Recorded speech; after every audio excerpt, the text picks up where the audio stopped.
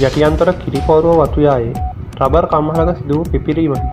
පුද්ගලයෙක් මියගොස් තිබෙනවා. ඒ අතර තවත් තිදෙනෙක් තුවාල ලබා තිබෙනවා.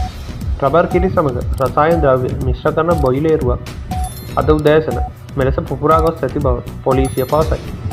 පිපිරීමෙන් අදාළ බොයිලේරු යන්ත්‍රය අසල සේවය කරමින් සිටි තරුණයෙකු එම ස්ථානයේදීම මියගොස් ඇති බව සඳහන් වේ. මියගොස් ඇත්තේ 25 සැවරදි පුද්ගලයෙක් බව පොලිසිය පවසයි.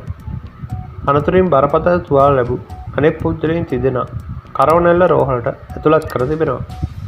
සිද්ධිය සම්බන්ධයෙන් රුවන්වැල්ල පොලිසිය වැඩිදුර විමර්ශන සිදු කරයි. නිවසේදී නිකරුණේ කාලය ගත නොකර අමතර ආදායමක් උපයා ගන්න නිවසේ සිටම ක්‍රිප්ටෝකරන්සි ට්‍රේඩින් ඉගෙන ගැනීමට ඔබත් අදම 077 820 533 4 අංකයට WhatsApp මැසේජ් එකක් දාන්න. ඔබගේ ඕනෑම සෝෂල් මීඩියා account එකකට අවශ්‍ය like, comment, shares, followers, subscribe ලබා ගැනීමට 077 820 533 4 අංකයට WhatsApp මැසේජ් එකක් දාන්න.